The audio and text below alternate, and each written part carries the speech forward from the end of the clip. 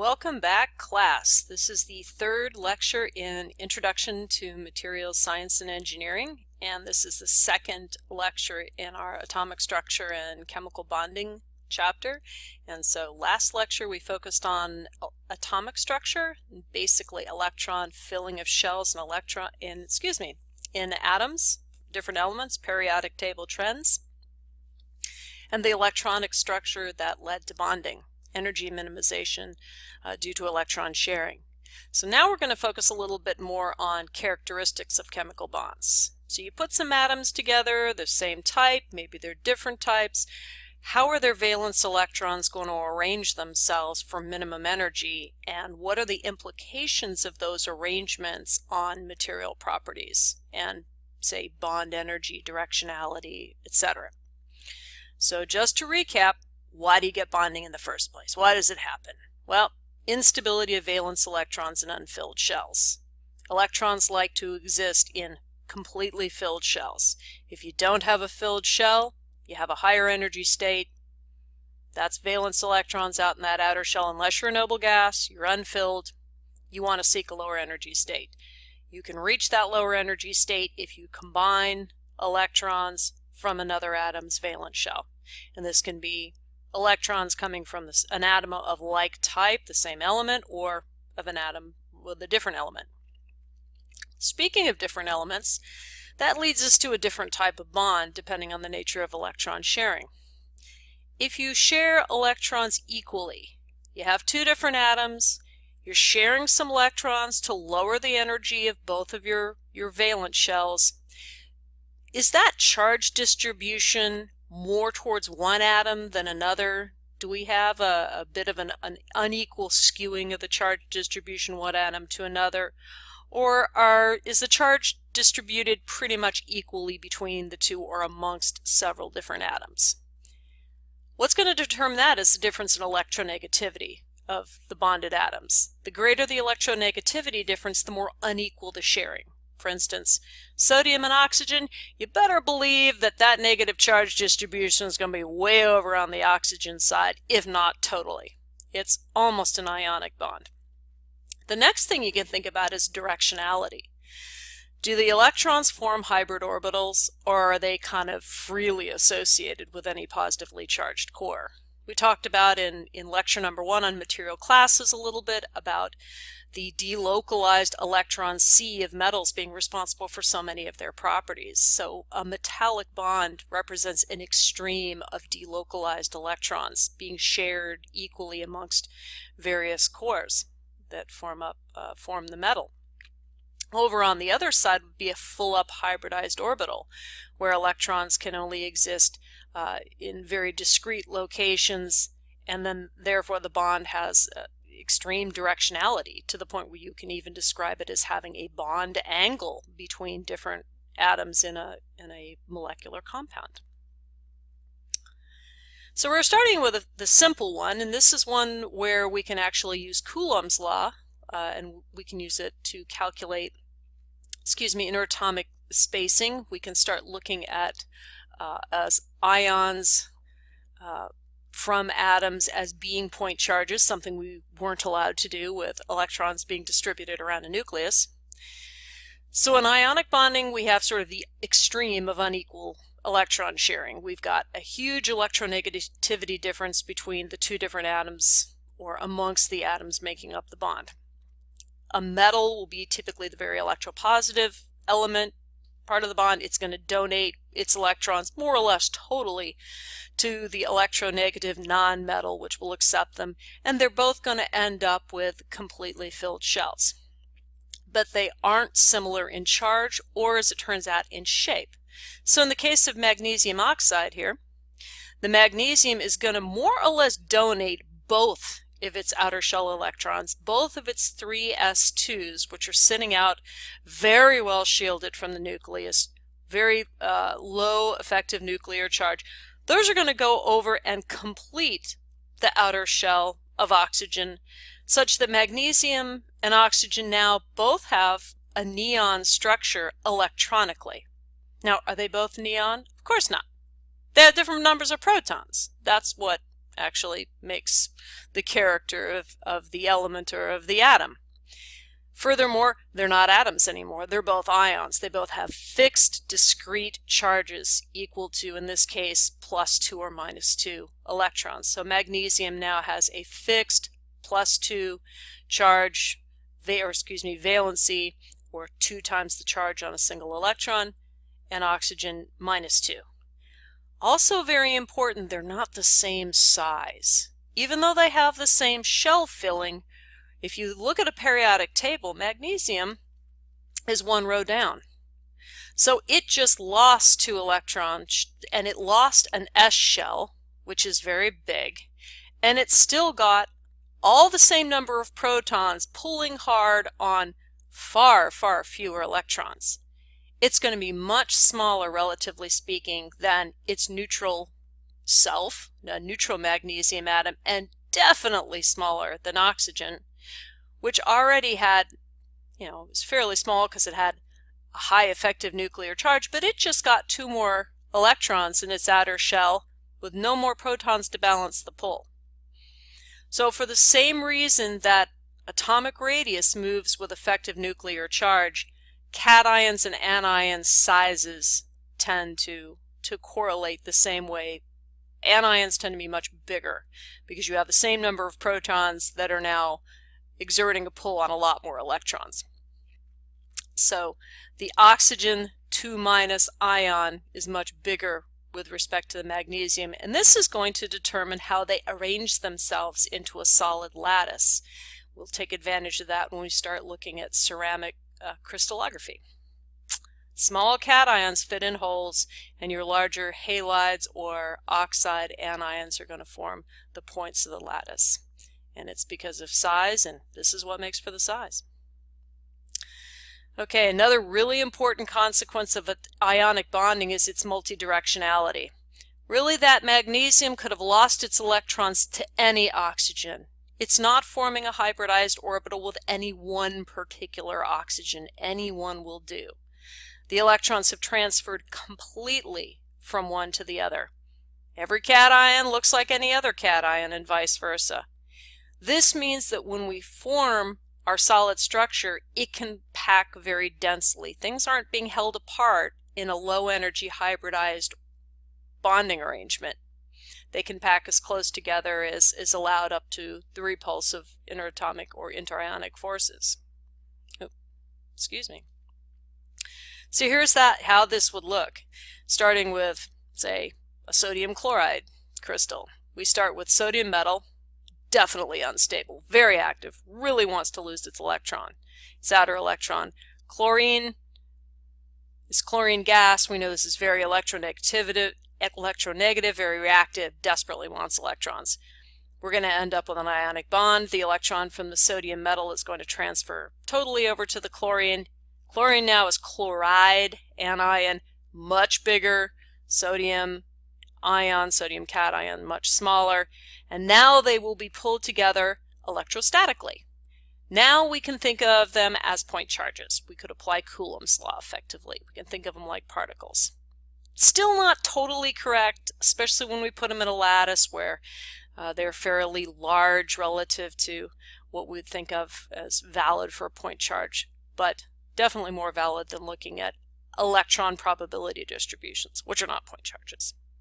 So we can think about these as being basically attracted to one another by the magnitude of the charges over the square of the radius. And this is the way they'll pack over on the right. You can see that you get effectively a lattice of chloride ions with the sodiums packing in between. This is very dense.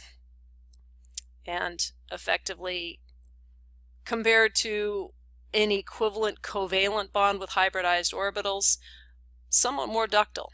It's easier for these, even though they have charge and they can only assume certain positions. They can move relative to one another, not as well as a metal. Okay, covalent bonding.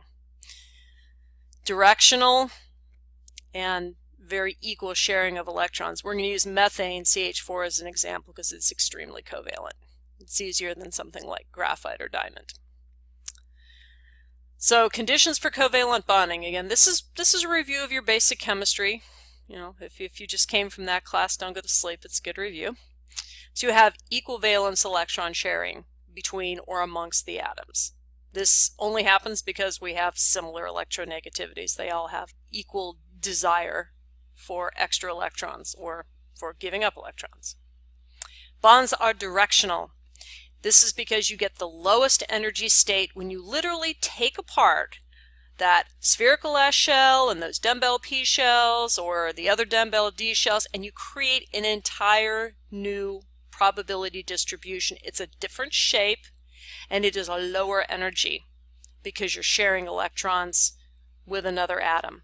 That's orbital hybridization. It's something that you hopefully got in general chemistry, but for the moment we can think of it as a whole new probability distribution where the electrons want to be. This is the hybridized orbital. This is the bond shape. And the electrons don't want to be anywhere else. They only want to be there. And we'll show a picture of one for methane here on the next page.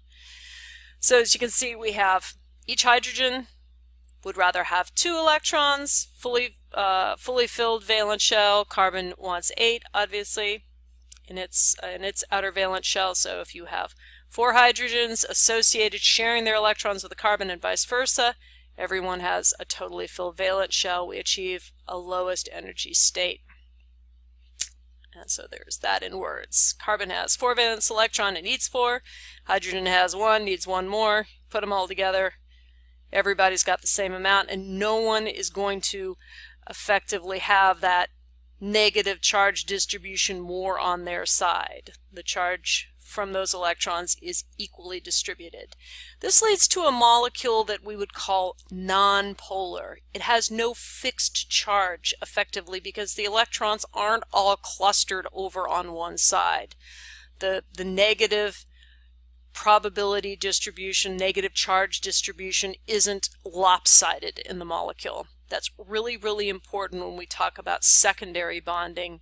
And because water is ubiquitous in our environment and it is a very polar molecule and somewhat the universal solvent, polar materials will tend to absorb water. So a real fundamental characteristic like electronegativity balance and ionic character has some real important consequences when we talk about designing materials.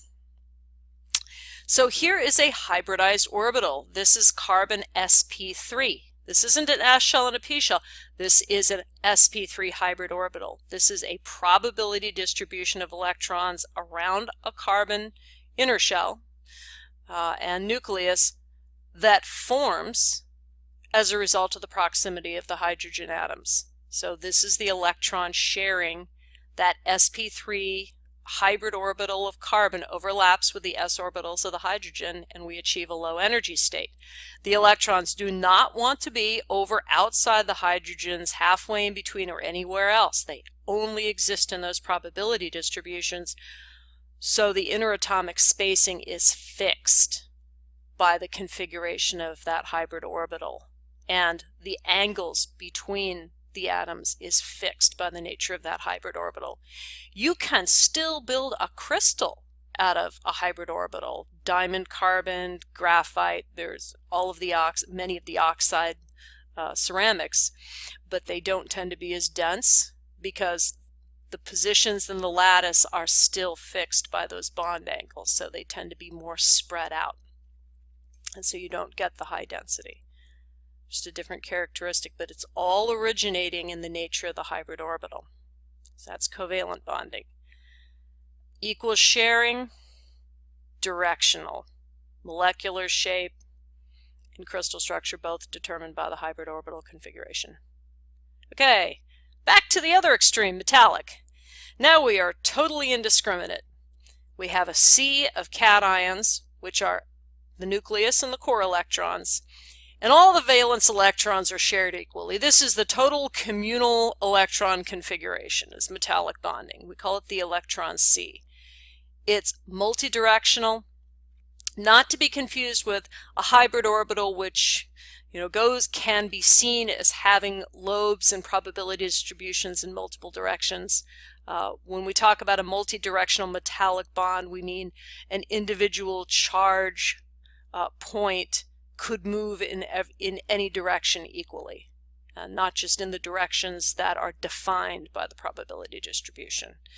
More omnidirectional than multidirectional would probably be a more accurate description. The electron C is probably the most accurate descriptor in thinking about a metallic bond. And this, of course, gives rise to most of the unique properties of metals. Definitely electrical and thermal conductivity, but is also the main genesis of their ductility, because those positive point charges are free to move more or less in any direction without coming into some kind of electrostatic inhibition or having to break effectively a strong covalent bond in order to move out of position. So secondary bonding, things have more than just primary bonds. So something can be primarily bonded and still be attracted to something else without necessarily forming yet another primary bond.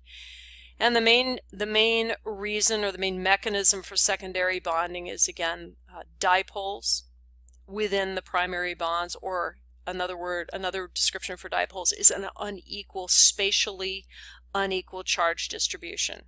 So you can easily think that if we have a covalent bond that doesn't have quite equal sharing, definitely if we have an ionic bond where we don't have a cation that's surrounded by a bunch of anions, we can get one side of a molecule that is more positive than the other. And now we have charge separation, and that is a dipole. So how do these work? Well, the weakest dipoles are not permanent, and you can actually get these in noble gases. So if you think about a noble gas valence electron group as basically being an electron cloud, if it's not fluctuating, there is no charge separation. But if you say imposed a fluctuating electric field, maybe you say from light, foundation of Raman and IR spectroscopy, if you can get the electron cloud fluctuating, then you'll get a temporary charge separation. It's not permanent, it's an induced dipole. But once you have a dipole, you will get attraction. And this is one of the reasons why, as you go down the periodic table and you get to bigger and bigger atoms for noble gases, your liquefaction temperatures will rise. So it gets easier to turn them into liquids because they have bigger clouds, and it's easier to set them fluctuating and getting a little of this, what we call induced dipole bonding. This is also known as van der Waals. It's the weakest of the secondary bonds, but it is still there. Permanent dipoles are much stronger. This is what you get when you have a fixed charge. So you have a permanent charge separation at the molecular level. It's also what we would get in some types of crystals, although that's weaker effectively because you have fixed charge separation surrounded by other charges. It's somewhat shielded, but definitely a polar molecule. PVC, where you have a chlorine bonded to a carbon, you better believe the chlorine is going to be gobbling more than its share of the charge distribution and end up looking very negative compared to the carbon backbone or the hydrogens around it. A hydroxyl group, an oxygen-hydrogen on the end of a polymer chain, will make it quite polar, and it'll be the negative end and definitely be able to attract other polar molecules like water. So the term here, molecule-induced, again, this doesn't mean you need to induce the dipole, say with an external force. It's a permanent dipole. You've heard of dipole-dipole interactions. An extreme of that is hydrogen bonding, where we have a very strong fixed dipole, and that's the Fon bonds, fluorine, oxygen, nitrogen, electronegative nonmetals bonded to something with a hydrogen, and so you have a real extreme charge separation. And then those can align and form the strongest of the secondaries, and some of their strengths border on what you would get from, say, a weak ionic or even possibly a weak covalent, maybe not quite that strong. it tends to be what you get between polymer chains. And it's one of the reasons why we can get crystallization and we can get chain alignment and a lot of very unique polymer properties that arise from secondary bonds, mainly dipole-dipole, and hydrogen bonding, the strongest of the dipole-dipole, between chains, not along chains. The along chains are covalent and even stronger. So here's some examples of primary versus secondary and different types of secondary. So over on the left, upper left-hand side, we're really comparing the weakest to the strongest of the secondaries. So you've got, on the weak side, neon, 20.2 grams per mole, water, even less. Melting temperature for neon is minus 249 degrees C, and boiling is only 3 degrees less than that. And then water, of course, several hundred degrees higher, and of course that's due to the strength of the hydrogen bond versus the induced dipole, or van der Waals, the weak fluctuating secondary dipole bond. And you can see on the upper right, you got actually a picture of a water molecule with the little delta symbol. When you see a molecule that has a delta with a plus or a minus, that indicates a partial 1 electron charge. So with the delta minus on the oxygen, that's indicating that it's got more than its full share of electrons, but it doesn't have a complete, say, plus or minus 2 charge that you would get in, say, like the magnesium oxide fully ionic bond. It is a partial ion, so there's not completely separated. And then on the very upper right, you can see how one water molecule would line up with the other, with the partial positive charge on the hydrogen being attracted to the partial negative charge of the oxygen. And this, of course, defines a lot of our phase stability and the different phase forms of ice, and of course also the fact that ice floats is due to the open crystal lattice that is the result of this hydrogen bonding. So it said that you can still get crystallization even with the hybridized orbitals of covalent bonding, yes, but it will be a more open lattice, lower density. This is why ice floats. So it forms the basis of our biological world in a lot of ways. And down on the lower right is an example of interchain secondary bonds, but pretty strong ones. You can see that the amine group, the nitrogen-hydrogen of one polymer chain, is being attracted with the dotted lines to the oxygen group, double bonded oxygen on the other. That hydrogen has a very, very strong positive charge because it is not sharing its electrons equally with that nitrogen. The nitrogen is very electronegative, and it's basically gobbling and kind of hoarding the electrons away from the hydrogen, which then becomes partially positive, almost a full positive 1 charge. And then the double bond, the carbonyl group with the oxygen on the corresponding chain, is doing the opposite. So it has almost a +2. It's very strong. Maybe not a full +2, but it's got definitely, it's not a neutral, so you've got that strong electrostatic interaction. And you can see that nonetheless, as strong as it is no match for the backbone covalent. So you have 500 kilojoules per mole on those carbon-carbon full covalent bonds. That is the intramolecular, the polymer backbone. But chain-to-chain intermolecular secondaries are, they're an order of magnitude less, but they're at least only 1 order of magnitude. They're still pretty strong. So if we were looking at pulling this polymer apart, this is a solid nylon 6,6, it would be much easier to slide the chains past one another because we would only be having to overcome that 50 kilojoules per mole secondary bond. But if we had to break those main chains, we'd have to exert a lot more energy. And that's one reason that chain alignment is such a powerful tool when we're talking about strengthening polymers. We line those 500 kilojoule per mole strong covalent bonds up in the direction that we need high strength. Processing and structure. Okay, recap bond types. Ionic, large bond energy, non-directional. We can form non-directional crystals with them. Covalent, again, very large bond energy, very directional via the hybridized orbitals. This typical materials will have semiconductors, ceramics. We can have ionic and covalent ceramics. Almost all polymers are covalent.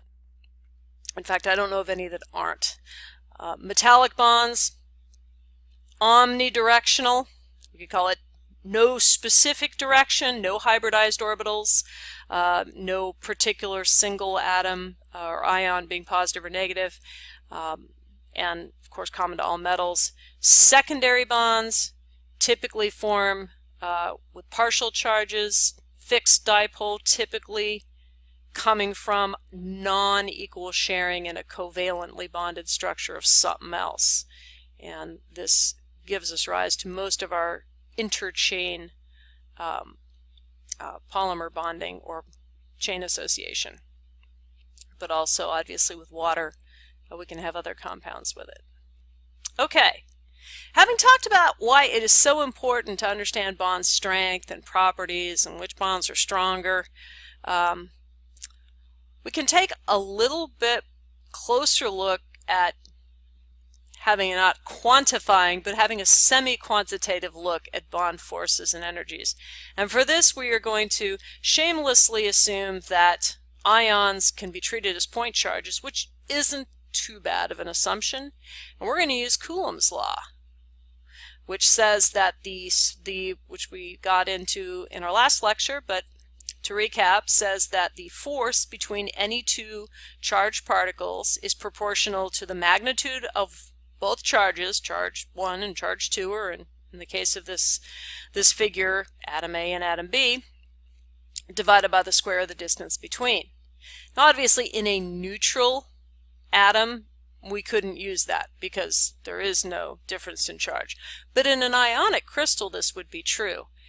For a neutral atom like a metal, any single element, the attractive force is not Coulombic per se, but is the result of the energy reduction of shared electrons. We're going to go through this exercise with the idea of an ion, a fixed positive and a fixed negative charge, so we can apply Coulomb's law. But remember that the attractive charge can apply to a non-ionic compound via the energy reduction of shared valence electrons. It is an equivalent to a Coulombic force. So that said, we'll dive in here, bonding forces and energies. Valence electron sharing reduces overall energy, so the reduction from that electron sharing produces a bond energy. As we know, if we look at energy over a distance, we can think of an associated force, because work or energy is force applied over a distance. If you think of that distance as being the separation between two atoms or two ions, now we can start thinking about bond energy, bond force, and interatomic spacing is all being related. And that's very important when we start looking at crystallography, diffusivity, and all the different material properties that are going to arise from an equilibrium at interatomic spacing. Okay, now there's a limit to how close people can get. There's a too close for comfort, and that limit on proximity comes from the interaction of the core electrons, which are closer together, and ultimately the two nuclei, two positive charges, very large positive charges interacting. That isn't going to happen. So there's definitely a balance in forces between the repulsive ones that come from interaction of core electrons in the nucleus of one atom or ion to another versus the attractive force that comes from either a positive and a negatively charged ion being attracted or just that reduction in energy of valence electron sharing. We have a force balance. If you've taken statics, you remember that for things to stop accelerating, you have to have a balance of forces. So if we have atom A and atom B sitting there together, we're in a condensed solid, we're in a solid material. The only reason they're not accelerating relative to one another is the attractive and repulsive forces between them are balanced. They're the same. So we are at equilibrium And that equilibrium balance of forces will occur at a particular separation distance, because the attractive forces and the repulsive forces are both a function of interatomic spacing, r. So what is that function? Well, here it is. The attractive force is equal to some constant a over the interatomic spacing raised to an exponent m. And repulsive force looks almost exactly the same, except it has a different constant and a different exponent. And what's really important is n, the exponent, November exponent for the repulsive force, is bigger than m. So the repulsive force increases faster as you decrease the radius or you decrease the interatomic spacing than the attractive force. So they can only get so close. And this is shown graphically down at the bottom of this slide. So if you look at the blue dashed line, attractive force, which is plotted in the positive, and the repulsive force, which is plotted as a green dashed line, the sum of those two is the red line. So you have a maximum attractive force. The force is positive, attractive, between the two of them at some distance outbound of r0, but it's 0 where that red line crosses the x-axis. So as we said, if your force is positive between them, it's going to pull them together. If it's negative, it's repulsive, it's going to push them apart.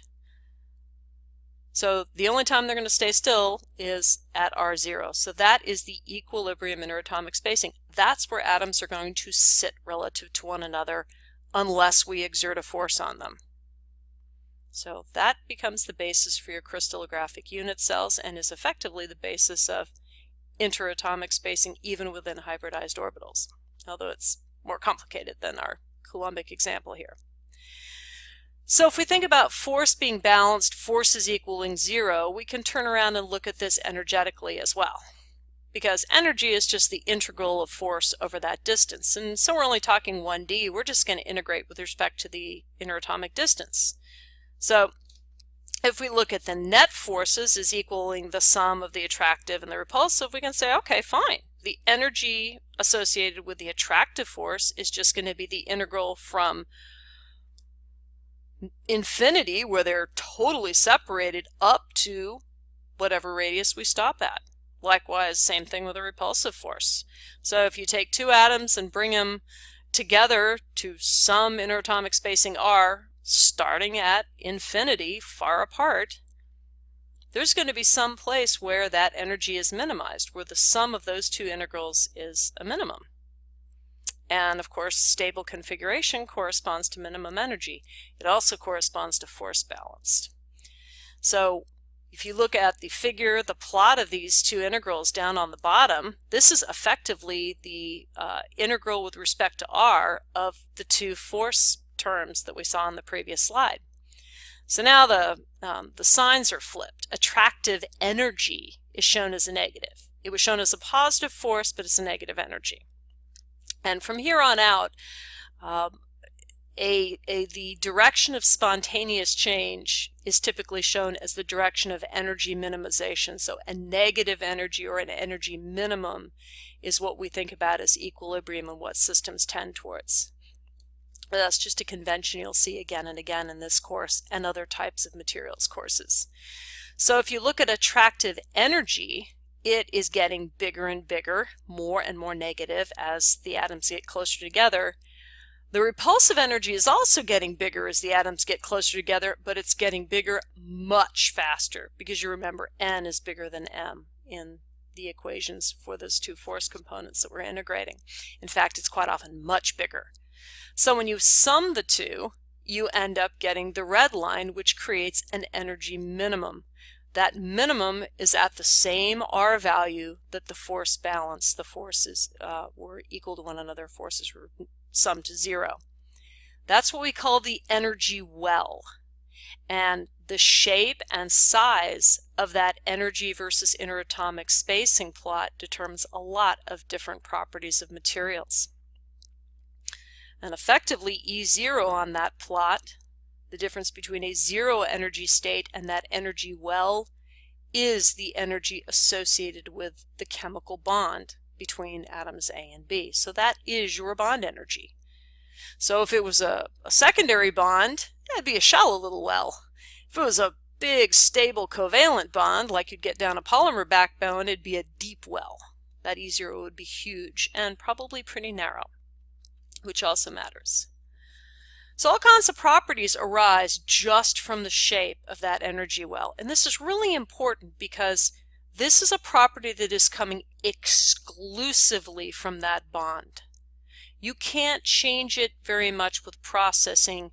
You can only change it by changing the nature of the bond, which is really changing composition. So this is the main exception to the rule that you can really change material properties by changing structure via processing. The properties that arise from the shape of the bond energy versus interatomic spacing curve, this energy well, really can only be changed with composition. So this is where you have to reach for your chemical composition knob. You have to change the alloy. You have to change the compound itself. You can't just change microstructure or alignment per se. So if we look at, say, bond length, which is not necessarily a material property you would need per se, it's definitely going to be obviously a function of the energy well position. There's your equilibrium bond bond spacing, equilibrium interatomic spacing. But if you look at the things that are dependent on E0, the first, probably most important one that you'll run across is melt temperature. Deeper well, higher melt temperature. And there's an example, just the over on the right hand side, obviously the black material has the deeper energy well, bigger E0, larger melt temperature.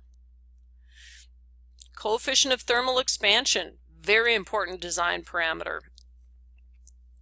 And it relates the change in length in any one dimension, which can then be summed in multiple directions to a change in area or a change in volume per unit change in temperature. That again is related both to the depth and to the symmetry, the width of that energy well. So the shallower and the wider the energy versus interatomic spacing well is, the larger that your coefficient of thermal expansion is. So a little bit of temperature change will produce a big change in interatomic spacing with a shallow well.